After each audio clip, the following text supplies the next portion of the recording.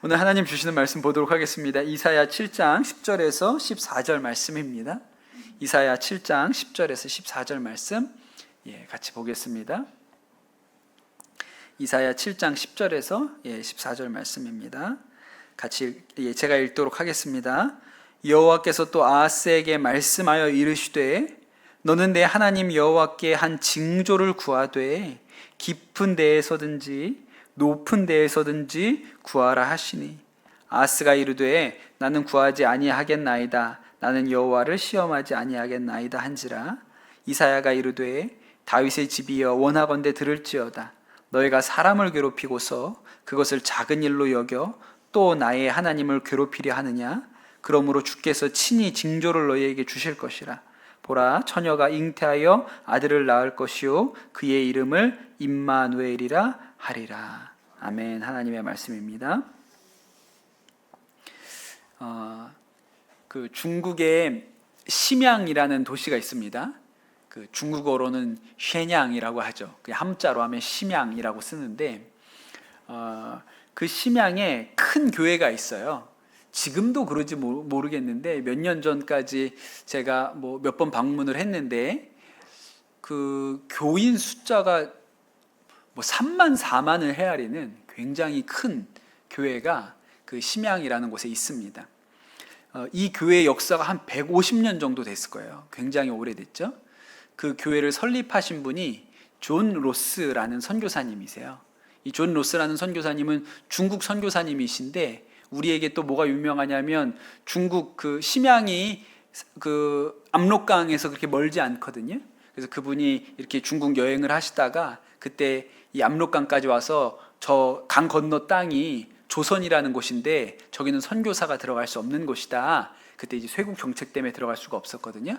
그 얘기를 들으시고 너무 안타까운 마음으로 그 조선에서 나온 장사꾼들 이런 사람들을 불러다가 한글을 그 사람들이 한글로 성경을 번역하도록 그렇게 했어요. 그게 예수 선교 전서라는 최초의 번역 성경인데 그 성경을 번역했던 교회가 그 동관 교회입니다. 그러니까 한국 교회에서도 굉장히 교회사에서 중요한 교회거든요. 제가 그 동관 교회를 방문을 했는데 우리 청소년들 데리고 갔는데 예배당 앞에 오래된 교회예요. 그래서 예배당도 되게 아주 올드하죠. 아주 올드하고 또 여러 번 증축을 해가지고 덧붙인 그런 예배당입니다. 그런데 이 앞에 옛날 우리 강단처럼 이렇게 빨간색 휘장, 옛날에는 교회 예배당 강단 뒤가 이렇게 붉은색 이렇게 그죠? 이 커튼 같은 게 이렇게 쳐 있었잖아요. 그렇게 돼 있는데 그 뒤에 이렇게 한문으로 4글자가 써 있었어요. 예, 그 무슨 말인지 모르죠. 저 뭐라고 써 있는 거냐고 물어보니까 우리말로 읽으면 이마네리라고 써 있었거든요. 이마네리가 뭘까요? 예, 임마누엘. 잘하시네요. 네. 중국어 좀 하십니까? 예, 임마누엘이라고 써 있는 거예요. 이마네리. 그러니까 그 음차라고 하나요? 그냥 음만 갖다 쓴 거죠. 음만 비슷하게 갖다 써가지고 이마네리라고 써 있는데 나중에 물어보니까 임마누엘이라고 써놨다고 하더라고요. 근데 그 우리나라에도 임마누엘 교회가 많잖아요. 그렇죠? 교회 이름으로 임마누엘 쓰는 데 많죠. 요 가까운 데도 있습니다. 예, 그 임마누엘이 많은데 그날 제가 그 교회는 임마누엘 교회는 아니지만 그 예배당에 들어가서 그 휘장에 오래된 휘장에 이마넬이 저게 임마누엘이라고 써 있는 거구나라고 딱 듣는 순간 저 말씀이 진짜 맞구나 그런 생각이 들었어요. 왜냐하면 그 교회는 150년 역사가 지나갔는데 별의별 산전수전을 다 겪은 교회거든요. 의화단 운동을 겪었어요.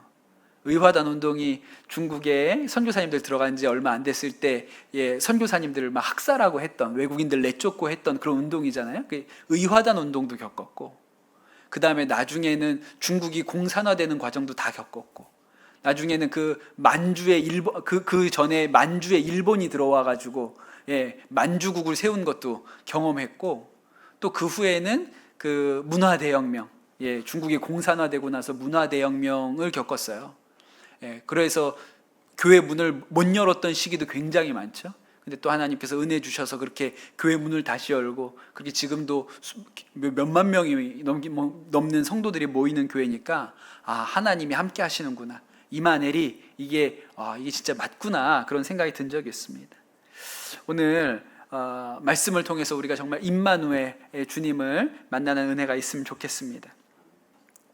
대체로 여러분, 우리 마음에는 이렇게 굴곡진 인생보다는 평탄한 인생 살기를 원하는 마음이 있죠. 예. 그냥 크게 걱정 없이, 염려 없이, 큰 문제 없이, 또 어려움 없이 그렇게 살기를 원합니다. 그런데 때때로 우리가 인생에 위기를 겪을 때가 있잖아요.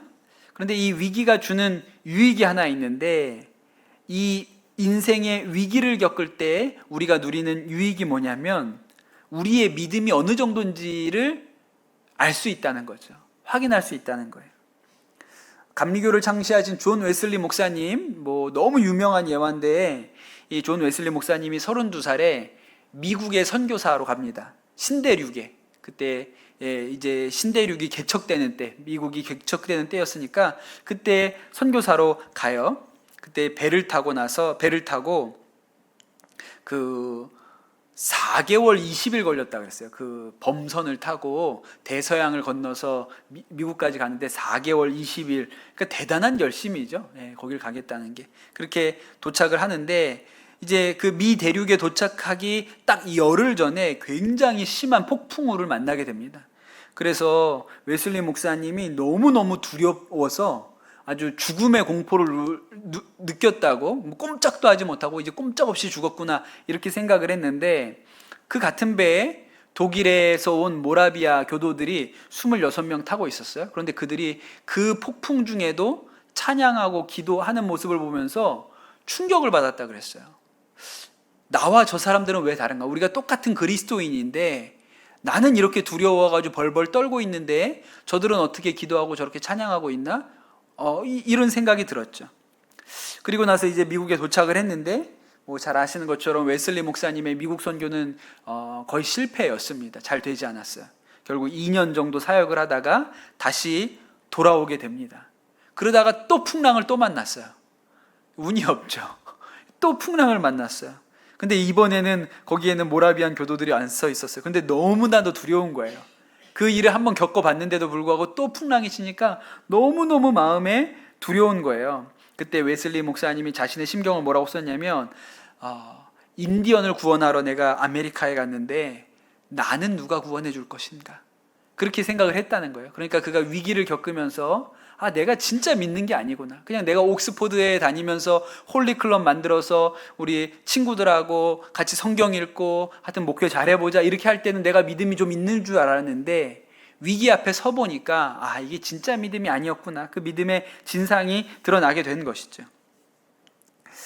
오늘 말씀 보면 위기의 시대가 찾아옵니다. 제가 이제 이사야 이야기를 하면서 이사야가 우시야, 요담, 그 다음에 아하스, 히스기야, 이 4명의 왕을 겪으면서 예언을 했다고 말씀을 드렸잖아요. 그런데 앞에 나오는 우시야와 요담 시절은 평안했습니다. 그때는 태평 성대를 누리던 시절이었어요. 남유다가 아주 강성하던 때였고, 외부적인 위협도 없었어요. 근데 우리가 지지난주에 말씀드렸지만 그렇게 태평 성대를 보내던 시절에는 외부적인 위협은 없지만 내적으로 문제가 없는지 좀 살펴볼 필요가 있죠. 그때 이사야가 이 나라가 외부의 위협은 없지만 내적으로 썩어 들어가고 있다, 하나님의 정의와 공의가 없다, 이렇게 선포하지 않았습니까? 그런데 이제 이 태평 시절이 지나갑니다. 요담이 죽고 요담의 아들이었던 아하스가 왕이 돼요. 그가 왕이 되었을 때 나이가 20살이었다고 성경이 기록을 합니다.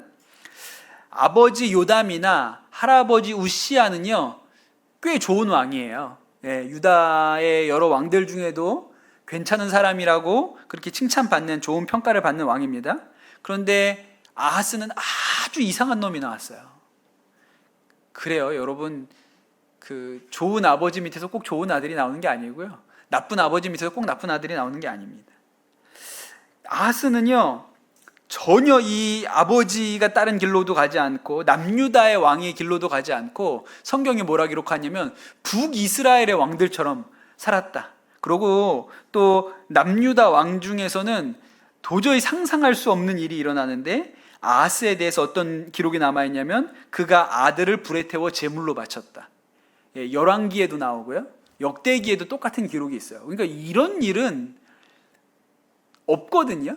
유다의 왕들 중에 아들을 불에 태워 제물로 바쳤다. 이런 평가를 받는 왕은 없습니다. 그래서 역대기를 읽어보면 하나님께서 이 아하스의 악함을 보시고 그 유다를 그를 심판하시기 위해서 유다를 이제 재앙 가운데로 위기 가운데로 몰아넣으셨다 이렇게 설명하기도 합니다. 이제 성경을 보면 이스라엘 역사에 강대국들이 등장하기 시작해요. 조금 설명을 해보면 아수르라는 아주 큰 나라가 일어납니다. 여러분은 그 이스라엘 지도가 머리 없으시죠? 제가 지금 설명을 좀 해볼게요.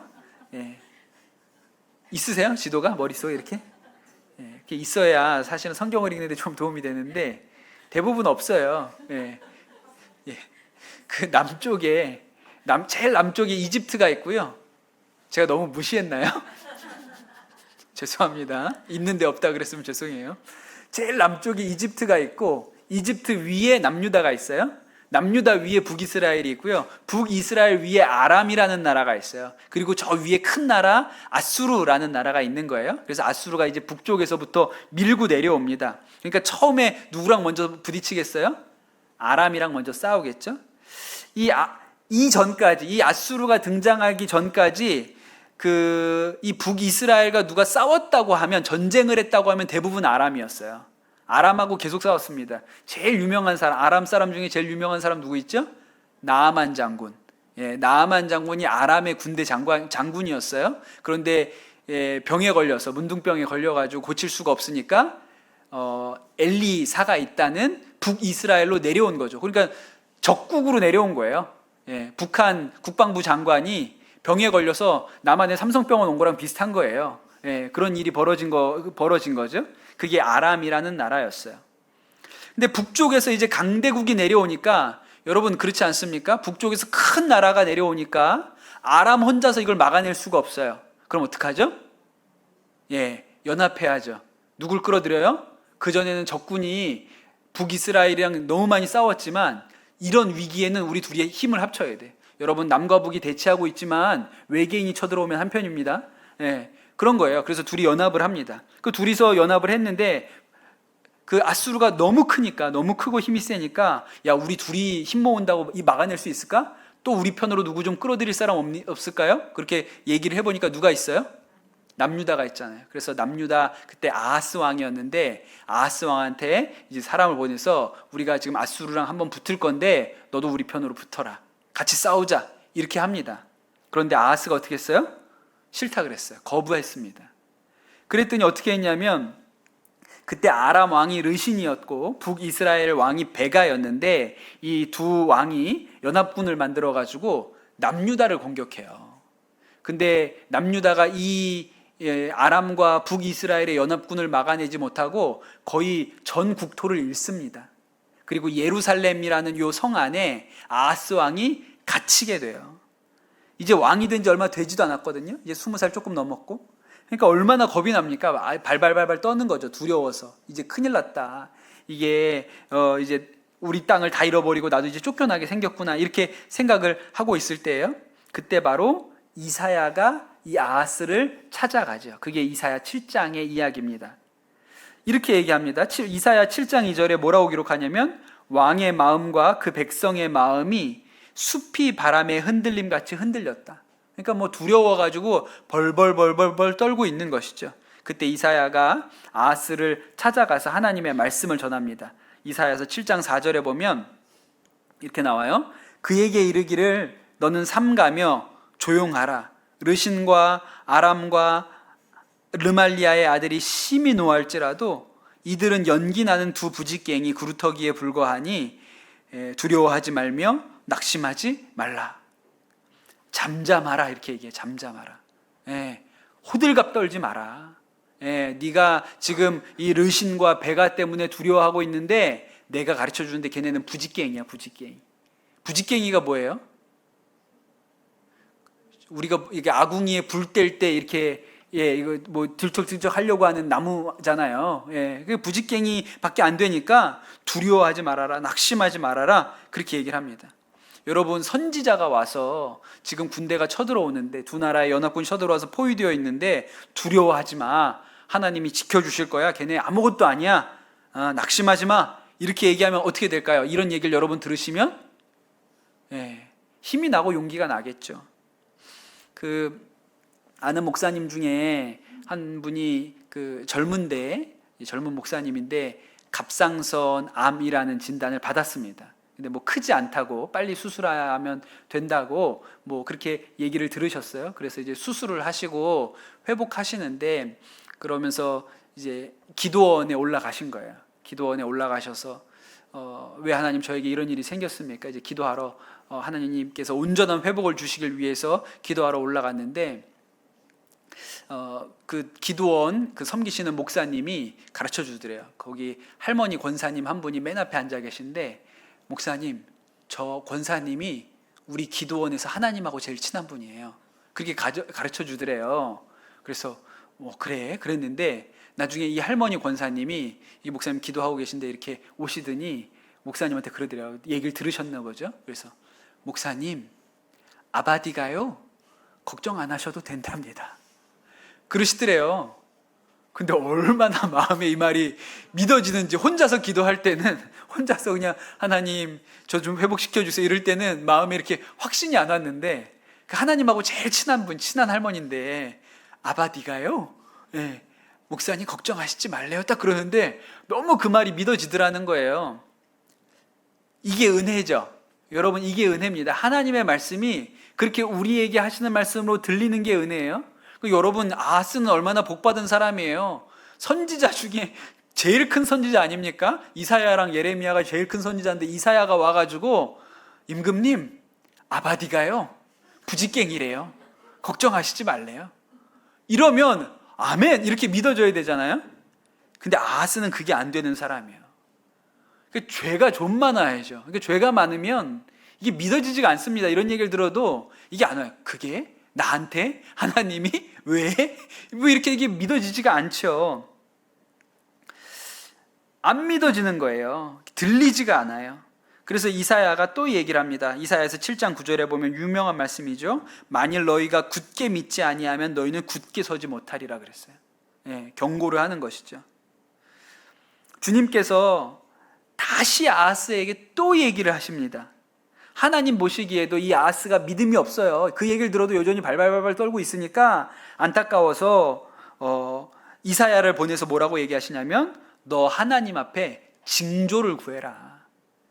하나님 앞에 믿음 없이 발발 떨지 말고 징조를 보여달라고 해라. 그걸 보고라도 네가 믿음을 갖도록 해라. 그렇게 얘기를 하시죠. 여러분, 징조를 구하는 게 꼭 좋은 건 아니거든요. 그런데 성경 읽다 보면 이렇게 징조를 구해서 하나님이 확신을 주시는 아주 유명한 예가 하나 있죠. 누가 있죠? 기드온. 그렇죠. 기드온은 원래 겁쟁이잖아요. 그 사람이 겁이 나서, 기드온이 겁이 나가지고, 그때 이 이스라엘이 미디안의 지배를 받고 있을 때인데 낮에 나가서 타작도 못했어요. 탈곡을 못했다고요. 겁이 나가지고 미디안 사람들한테 얻어맞을까봐. 그래서 밤에 아무도 없을 때 가가지고 숨어가지고 이렇게 밀 이삭을 털던 사람이 기드온이죠. 그런데 하나님께서 이 기드온에게 여러 번 나타나시고 나서 이제 기드온에게 얘기를 하세요.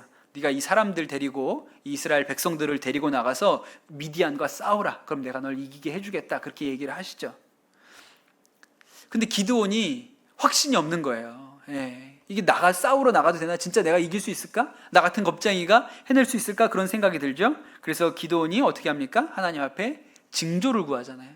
그래서 양털 뭉치 하나를 그 들에다가 이렇게 갖다 놓고, 하나님, 내일 아침에 일어나면 이슬이 양털 뭉치에만 내리게 해주세요. 그리고 나머지 땅은 바짝 말라있게 그렇게 해주시면 제가 믿겠습니다.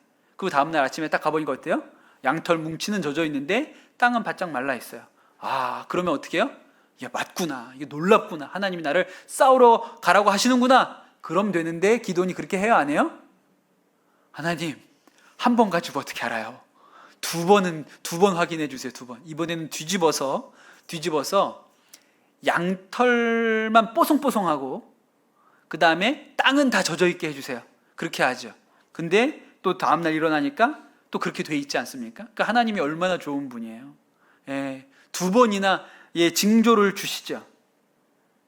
하나님 참 좋은 분이세요. 그런데 아하스한테 이사야가 가서 징조를 구하시오. 믿음이 없으니, 당신이 믿음이 없으니까 하나님 앞에 징조를 구하시오. 그렇게 얘기를 했는데 아하스가 뭐라고 대답하냐면 이사야 7장 12절 오늘 우리가 읽은 말씀에 보면 뭐라고 나오냐면 아하스가 이르되 나는 구하지 아니하겠나이다. 나는 여호와를 시험하지 아니하겠나이다 한지라 그랬어요. 하여튼 어디서 들은 건 있어가지고 되게 믿음 있는 척. 하여튼 들은 풍월은 있어가지고 하나님을 제가 시험하면 안 되죠. 징조 구하면 안 된다고 어디서 들었나 봐요. 그래서 시험하지 않겠다고 얘기를 합니다. 겸손해 보이기도 하죠. 그런데 본질은 그런 게 아니에요. 왜 징조를 구하지 않겠다고 했을까요? 믿음이 없으니까 그렇죠. 징조가 오지 않을까 봐. 또 그럴 수도 있어요. 또 징조를 구했는데 확실하게 하나님이 징조를 보여주셨어요? 그럼 어떻게 해야 돼요? 순종해야 되잖아요. 순종해야 돼요. 기드온은요, 하나님께서 2번이나 징조를 보여주시니까 어떻게 해요? 믿고 싸우러 나갑니다. 3만이 넘는 그 이스라엘 남자들이 모였는데 하나님께서 다 돌려보내라. 다 돌려보내라. 그러니까 300명만 남기고도 순종해서 싸우러 나가잖아요. 그래야 되는 거예요. 징조를 봤으니까, 믿음이 생겼으니까 질 것 같은 싸움이라도, 이길 수 없어 보이는 상황이라도 싸우러 나가야 되잖아요. 근데 아하스는 그럴 마음이 없어요. 아하스가 뭐라고 생각했을까요? 괜히 징조 보여달라 그랬다고 했는데 진짜 징조를 하나님 보여주셨어요. 보여줬는데 그러고 나서 너 이제 싸우러 나가라. 그러면 질까봐 두려운 거예요. 그게 아하스였어요. 그래서 아하스는 징조를 구하지 않는다고 했습니다. 또 한 가지, 아하스는요, 하나님을 믿지 않고 믿는 구석이 하나 있었어요. 뭘까요? 지금 북이스라엘과 아람이 한편이 돼서 이 남유다를 공격하고 있잖아요. 그러면 여러분 생각해 보세요. 누구한테 도와달라 그러면 될 것 같아요? 그렇죠. 아수르한테 돌아가가지고 쟤네들이 나까지 껴가지고 같이 아수르에 반역하자 그러는데 나는 안 한다 그랬거든. 그러니까 도와줘. 이렇게 하면 아수르가 도와줄 수 있잖아요. 그래서 이 말씀에 나옵니다. 열왕기하 16장 7절과 8절에 아하스가 아수르 왕 디글랏빌레셀에게 사자를 보내어 이르되 나는 왕의 신복이요 왕의 아들이라. 야, 대단하지 않습니까? 아수르 왕한테 나는 당신의 신복이고 당신의 아들입니다. 이제 아람 왕과 이스라엘 왕이 나를 치니 청컨대 올라와서 나를 그 손에서 구원하소서. 그러니까 아하스에게는 구원자가 하나님이 아니에요. 누가 구원자예요? 디글랏빌레셀, 아수르 왕이 구원자인 것이죠. 그냥 가서 부탁한 게 아니고 8절에 보니까 여호와의 전과 왕궁 곳간에 있는 은금을 취하여 아수르 왕에게 예물을 보내었더니, 그렇게 해서 아수르 왕에게 도와달라고 하죠. 아하스는 하나님을 믿지 않았어요. 디글랏빌레셀을 믿었습니다. 결국 이 아하스의 부탁을 듣고 이 디글랏빌레셀이 군대를 끌고 남쪽으로 내려와서 먼저는 아람을 멸망시켰고 나중에는 북이스라엘을 공격합니다. 북이스라엘이 아수르의 공격을 받아서 이제 그 사마리아 성 하나만 남겨두고 다 포위된 상태가 됐어요. 근데 이 사마리아 성이 함락되기 직전에 그 베가라는 왕이 있었다 그랬잖아요. 그 베가를 호세아라는 사람이 죽입니다. 선지자는 아니에요. 그냥 이름만 똑같은 거예요. 선지자가 죽인 게 아니고 다른 호세아라는 사람이 그 베가를 죽이고 자기 스스로 왕이 되면서 저는 이제 아수르 말 잘 듣겠습니다. 바짝 엎드려가지고 아수르만 섬기겠습니다. 그래서 나라를 간신히 멸망 직전에서 건져냅니다. 그러다가 조금 있다가 디글랏빌레셀이 죽거든요. 그러고 나서 또 누구죠? 이름이 생각이 안 나. 호세아가 생각이 또 뒤집어졌어요. 야, 이제 디글랏빌레셀 죽었으니까 또 한번 아수르한테 대항해도 되겠구나. 그래가지고 대항하다가 북이스라엘이 완전히 박살이 나서 쫄딱 망하고 다 그 북이스라엘 주민들이 끌려가게 되죠. 호세아는 누굴 믿고 아수르에 반항하려고 했을까요? 하나님이 그러라고 했을까요? 아니에요. 이집트 믿고 이집트에서 도와줄 줄 알고. 그러니 여러분, 이 시대가 어떤 시대였는지 아시겠습니까? 남유다도 그렇고 북이스라엘도 그렇고 아무도 하나님을 믿지 않던 시대였어요. 하나님을 아무도 의뢰하지 않았던, 하나님을 신뢰하지 않았던 시대였죠. 바로 이 시기에 이사야가 예언하는 거예요. 징조를 구하지 않겠다고 하는 이 아하스 왕에게 하나님이 친히 징조를 보여주실 것입니다 라고 이야기하죠. 그리고 7장 14절에, 이사야서 7장 14절에 이렇게 얘기합니다. 그러므로 주께서 친히 징조를 너희에게 주실 것이라. 보라, 처녀가 잉태하여 아들을 낳을 것이요 그의 이름을 임마누엘이라 하리라 그랬어요. 이 말씀에서 처녀가 아들을 낳을 거라 그랬는데 그 처녀가 낳은 아들이 누군지는 불분명합니다. 나중에는 그 처녀가 낳은 아들을 예수님이라고 우리가 하지만 이 당시에는 불분명해요. 그게 아하스의 아들인지 이사야의 아들인지 그 외에 다른 사람인지 잘 몰라요. 그러나 그 아들이 태어나면, 누군가인지 모르지만 그 아들이 태어나면 그것이 하나님께서 이 남유다와 함께 하신다는 증거가 될 거라는 거예요. 이 태어난 아들이 옳고 그름을 분별하기 전에 북이스라엘과 아람이 다 멸망당할 것이다, 그렇게 예언했거든요. 그래서 징조가 될 거라고 이야기를 했습니다. 그리고 8장에 넘어가면 한 번 더 임마누엘 얘기가 나오는데, 이제 아수르가 강물처럼 파도처럼 몰아닥쳐서 아람과 북이스라엘을 다 무너뜨리고 남유다까지 휩쓸 거라고 하는데, 바로 그때 또 한 번 말씀이 등장을 해요. 이사야서 8장 8절에 보면 유다로 밀려들고 소용돌이 치면서 흘러 유다를 휩쓸고 유다의 목까지 찰 것이다. 임마누엘, 하나님께서 우리와 함께 계신다. 하나님께서 날개를 펴셔서 이 땅을 보호하신다. 거기서 임마누엘이라는 말씀이 한 번 더 나오죠. 여러분, 임마누엘이라는 말이 성경에 많이 나올 것 같지만 딱 3번밖에 안 나옵니다. 이사야서에 2번 나오고요, 마태복음에 1번 나와요. 그래서 마태복음은 이사야서 말씀을 갖다 쓴 거죠. 마태복음에 보면 보라, 처녀가 잉태하여 아들을 낳을 것이요 그의 이름을 임마누엘이라 하리라 하셨으니 이를 번역한즉 하나님이 우리와 함께 계시다 함이라.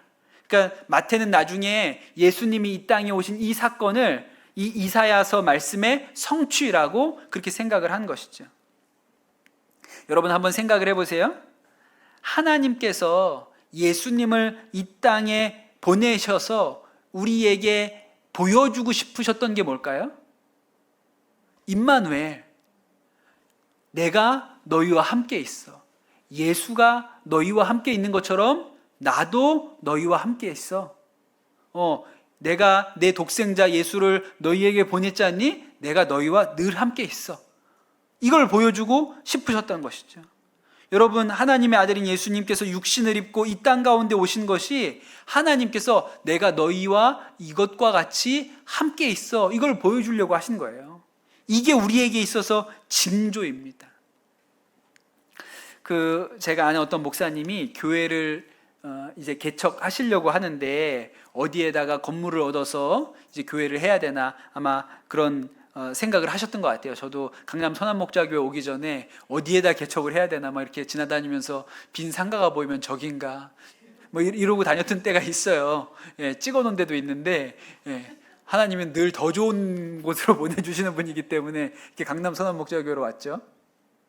근데 이 목사님도 이제 개척하려고 어디에다 교회를 얻어야 되나 이렇게 하는데 너무 좋은 장소를 한번 보고 오신 거예요. 여기에다 교회를 했으면 좋겠다, 이런 마음에 드는 장소를 보고 왔어요. 근데 이게 진짜 하나님이 나한테 보여주신 건지 아닌지 확신하기가 어렵잖아요. 그래서 거기를 보고 오면서 하나님 앞에 이렇게 기도했다는 거예요. 하나님, 제가 오늘 보고 온 거기가 제가 개척할 곳이 맞으면 집으로 돌아가는 길에 한 번도 신호에 걸리지 않고 계속 파란불이 켜지게 해주세요. 한 번도 빨간불에 안 걸리고 신호에 걸리지 않고 집까지 가면 거긴 줄로 믿겠습니다. 그렇게 기도를 하셨다는 거예요. 어떻게 됐을까요? 정말 한 번도 걸리지 않고, 그럴 수 있는, 한 번도 그런 적이 없는데 그날 참 놀랍게도 한 번도 걸리지 않고 집까지 왔다고 그렇게 얘기했어요. 그리고 나서 하나님이 거기를 주신 게 맞구나, 그렇게 마음에 확신을 얻으셨다고 그랬어요. 여러분도 기도하면 이런 징조가 일어났으면 좋겠죠. 하나님, 신호등이 새벽에 기도 나오면서 한 번도 신호등이 안 걸리게 해주세요. 제가 늦게 일어나면 한 번도 안 걸리고 옵니다. 근데 이런 징조가 놀라운 게 아니고요. 하나님께서 우리에게 보여주신 가장 놀라운 징조가 뭐냐면 예수 그리스도의 십자가라는 거예요. 예, 우리가 하나님 신호등 한 번도 안 걸리게 해주세요, 이런 징조는 놀랍다고 생각하는데 가장 중요한 징조가 예수 그리스도의 십자가예요. 저 십자가를 보면 우리가 뭘 알 수 있어요? 하나님이 우리와 함께 하신다라는 것을 알 수 있죠. 그러니 신호등에 안 걸리는 게 우리에게 놀라운 증거가 아니고 징조가 아니고 우리에게 있어서는 예수 그리스도의 십자가가 가장 놀라운 증거이고 징조입니다. 저걸 보면 뭘 알 수 있어요? 하나님이 우리와 함께 하신다는 것을 알 수 있는 것이죠. 여러분, 예수님을 통해서 우리에게 일어난 놀라운 역사가 예수님이 우리 안에 오셔서 내주하신다는 거예요. 너무 놀랍지 않습니까? 우리가 성령이 내주하시는 7가지 증거, 우리가 여름 수련회 때도 말씀도 나눴지만 예수님이 우리 안에 와 계신 이 증거가 너무나도 분명해요. 하나님이 우리와 함께 계신 것이 너무 분명하죠. 예수 그리스도로 인하여 하나님이 우리와 함께 계신다는 것이 우리에게 너무나도 풍성하게 믿어지고 누려지는 은혜가 주어졌습니다. 여러분, 하나님이 우리와 함께 하시는 것 딱 하나만 확인하면 알 수 있어요. 예수 그리스도께서 내 안에 계신가 안 계신가만 확인해 보면 알 수 있는 것이죠. 여러분, 하나님이 우리와 함께 하시는 것이 얼마나 놀라운 일입니까? 사도 바울이 그 로마로 재판을 받으러 가지요. 그 배를 타고 로마로 재판을 받으러 가는데 크레타 섬이라는 데까지는 별 문제 없이 잘 갔습니다. 근데 아마 크레타 섬에 도착했을 때쯤에 좀 이제 겨울로 접어드는 때였던 것 같아요. 그래서 크레타 섬에서 겨울을 나고, 겨울에는 지중해에서 배를 못 띄우거든요. 그래서 파도가 심해서, 그래서 이 섬에서 겨울을 나고 이제 봄이 되면 로마로 가자 이렇게 얘기를 했는데, 처음에 닿았던 항구가 미항이라는 데, 아름다운 항구라고 불리는 곳이었어요. 그런데 거기가 조금 불편하다고 생각이 됐던 모양이에요. 그래서 저쪽 서쪽 끝에 있는 다른 항구, 베닉스라는 항구로 배를 조금만 더 옮기자. 그 항구가 겨울을 나기에 더 좋다. 그래서 베닉스로 옮기려고 합니다. 사도 바울이 반대했거든요. 옮기지 마라. 여기 있는 게 좋다. 그게 하나님이 뜻이다. 이렇게 얘기했는데 사도 바울 말을 안 듣죠. 뭐 죄수 신분이니까. 그래서 베닉스로 조금만 옮기면 되니까, 뭐 큰일 아니고 그냥 섬 옆에서 조금만 옮기면 되니까 옮기다가 그만 큰 풍랑을 맞습니다. 유라굴로라는 아주 광풍을 맞죠. 배가는 통제불능이 됐고 어디로 쓸려가는지도 모른 채 그냥 바다에 휩쓸려 갔어요. 여러 날 동안 해도 별도 보이지 않아서 우리가 살아남을 수 있을까? 그런 희망을 다 잃어버렸다고 했습니다. 그런데 바로 그때 바울이 그 배에 타고 있는 사람들한테 이렇게 얘기하죠. 사도행전에 이렇게 나옵니다. 내가 속한 바 내가 섬기는 하나님의 사자가 어젯밤에 내 곁에 서서 말하되, 바울아 두려워하지 말라. 내가 가이사 앞에 서야 하겠고 또 하나님께서 너와 함께 항해하는 자들을 다 내게 주셨다 하였으니 그러므로 여러분이여 안심하라. 내가 내게 말씀하신 그대로 되리라고 하나님을 믿노라. 그렇게 얘기를 해요. 여러분, 그 배에 바울이라는 사람 한 명이 타고 있었다는 것이 얼마나 놀라운 축복입니까? 모든 게 문제인데 이 배에 유일하게 잘된 점이 하나 있어요. 그게 뭐예요? 바울이 탔다는 거예요. 왜? 하나님이 함께 하시는 자가 탔어요. 이 배가 14일 동안 망망대해를 떠돌았습니다. 여러분 상상이 됩니까? 14일 동안이나 배가 표류를 한 거예요. 그런데 이 절망의 순간에 딱 한 가지 은혜가 있었는데 바울이 거기 있었다는 거예요. 14일 만에 육지 근처까지 배가 오게 됩니다.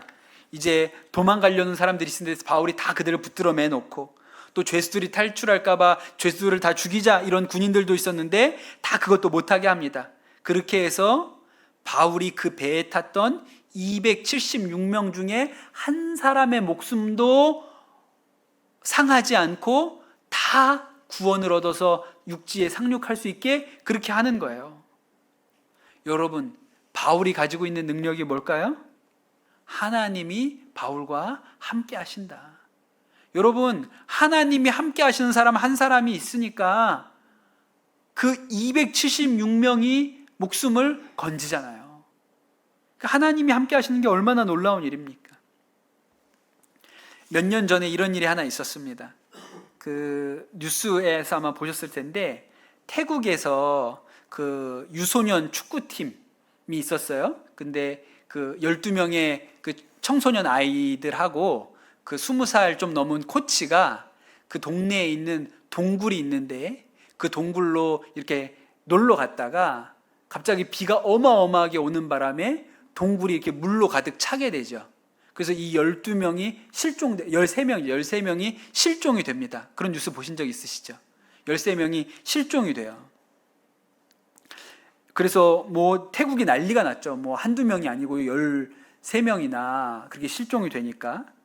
그 동굴에 있는 것 같은데 접근할 수가 없는 거예요. 물이 가득 차 있어서 동굴에. 예. 그래서 뭐 아주 어렵게 스킨스쿠버들이 들어가고 전 세계에서 전문 인력들이 와가지고 열흘 만에 그 아이들이 살아있다는 것을 확인을 합니다. 예. 그 열흘 동안 이 아이들이 밥도 못 먹고 굶고 거기 있었던 거예요. 그 동굴에서 떨어지는 빗물만 받아 먹었다고 그렇게 얘기를 하죠. 근데 애들이 살아있다는 걸 발견했는데도 불구하고 꺼낼 수가 없는 거예요. 또 그 물속을 헤치고 나가야 되니까.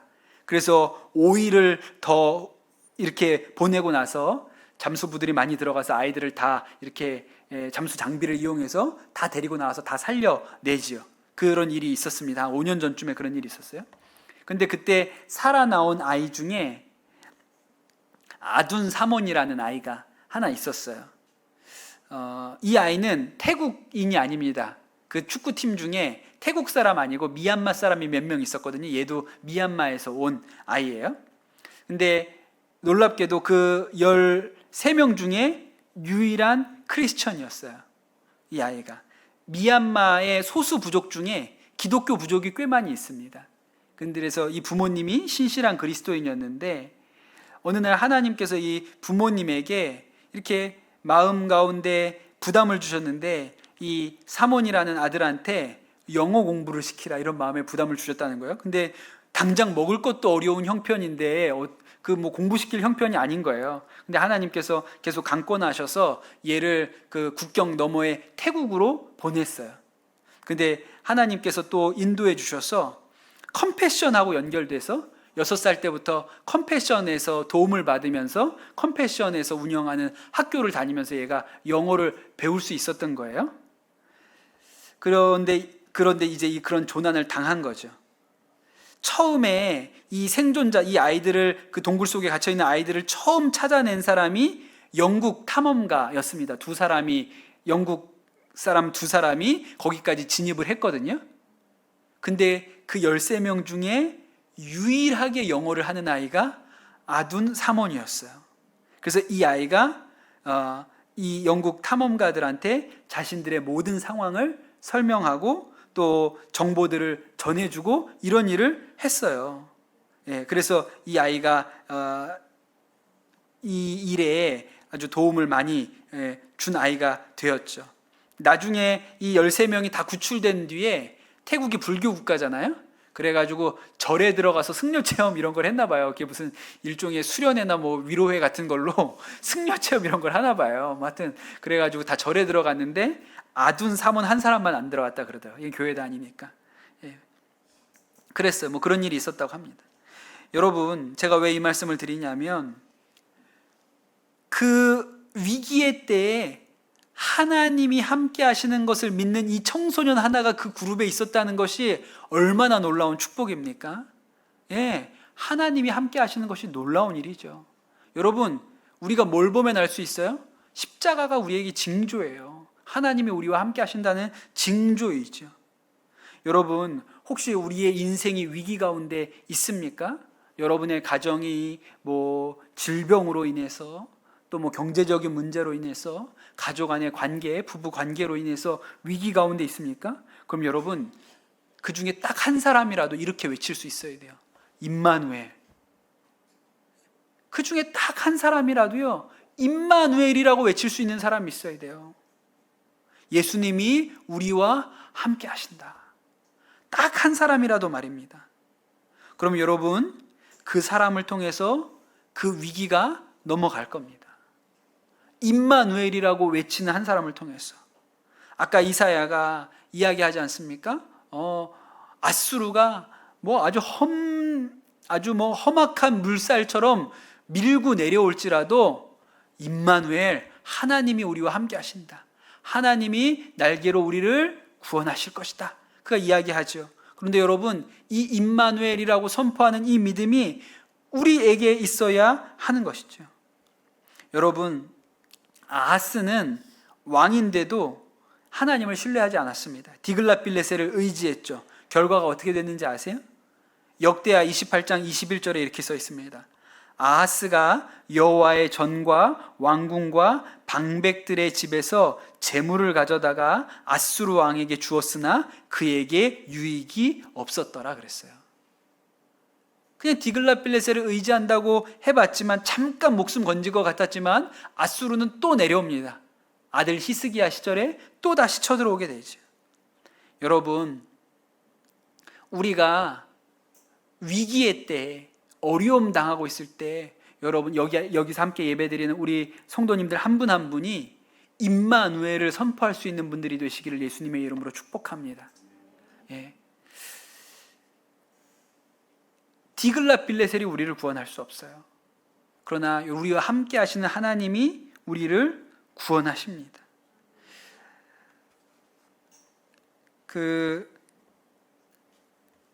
이지선 자매님, 이대 교수가 되신 이지선 자매님 어머니 심정 장로님이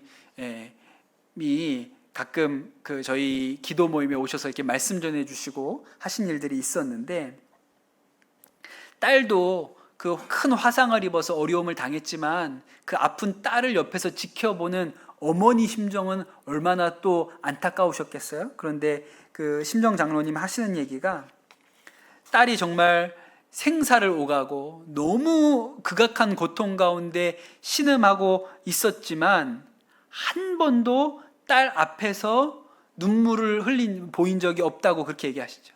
한 번도 딸 앞에서 낙심한 표정을 지어본 적이 없다고 그렇게 얘기하세요. 왜냐하면 딸이 무슨 거울을 볼 수 있는 것도 아니고 자기의 상황을, 자기를 이렇게 볼 수 있는 것도 아닌데 그냥 엄마 표정 하나만 가지고 내 처지가 어떤지, 내 상황이 어떤지 다 알 텐데 내가 들어가서 울고 있으면 안 되지. 내가 낙심해 있으면 안 되지. 그래서 그냥 그 아픈 딸을 보면서도 눈빛 한번 흔들리지 않고, 하나님께서 그 아골골짜기의 마른 뼈들에게 하나님의 살을 입히시고 생기를 불어넣으셨으니 오늘 내 딸에게도 하나님 살을 입혀주십시오. 그리고 딸에게 하나님이 너와 함께한다, 걱정하지 말아라, 담대하라, 그러니까 임마누엘을 선포하고 오셨다고 그렇게 얘기하시죠. 그리고 나와서 중환자실 문 닫고 나와서는 쓰러져가지고 통곡하셨다고 그렇게 얘기하시지 않습니까? 근데 여러분, 우리 가정에 단 한 사람이라도 임마누엘이라고, 그 위기 앞에, 어려움 앞에 임마누엘이라고 선포할 수 있는 한 사람이 있으면 위기가 넘어갑니다. 위기가 넘어가요. 예, 여러분, 그것이 별거 아닌 것 같지만 그 아둔 사모니, 그 기독교인이었던 한 명, 그 아이가 뭐 그렇게 큰 능력이 있었겠어요? 그런데 하나님께서 그를 미리 준비시키셔서 영어할 수 있는 것 때문에 그 구조에 큰 도움이 되지 않습니까? 그러니 여러분, 하나님이 함께 하시는 한 사람으로 인해서 여러분, 우리 가정이, 교회가, 우리가 속한 공동체가 그 위기를 넘어갈 수 있는 은혜가 생깁니다. 아하스는 한 나라의 왕이면서도 그것 하나를 하지 못해서 그 나라를 전체를 어려움으로 끌고 갔죠. 그런데 그 아하스가 왕이 아니라 다른 한 사람이 왕이어서 임마누엘, 이 위기 때지만 하나님이 우리와 함께 하신다, 우리가 잠잠하라, 하나님이 우리를 구원하실 것이니 잠잠하라 하는 왕이 있었으면 하나님이 반드시 구원의 역사를 이루셨을 것입니다. 여러분, 오늘 이 말씀, 여러분 임마누엘이라는 이 하나님의 말씀이 오늘 여러분의 선포가 되시기를 예수님의 이름으로 축복합니다. 예, 우리 한 사람이 임마누엘 외치는 것으로 인하여 하나님 우리의 가정의 위기가 넘어가게 하여 주옵소서. 예, 우리 인생의 위기가 넘어가게 하여 주옵소서. 인생에 어려움 당하고 있는 우리 이웃이나 우리 가족이 이 임마누엘, 하나님이 함께하는 엄마 때문에, 하나님이 함께하는 아빠 때문에, 아들 때문에 그 위기로 넘어가는 역사가 임하게 하여 주시옵소서. 오늘 우리에게 다른 징조가 없습니다. 가장 놀라운 징조가 예수 그리스도의 십자가예요. 예수 그리스도의 십자가를 보면 하나님이 우리와 함께 하시는 것을 우리가 알 수 있는 것이죠. 여러분, 오늘 그 믿음 가운데 여러분 견고히 서시게 되기를 예수님의 이름으로 축복합니다. 우리 같이 찬양하고 기도하도록 하겠습니다. 완전하신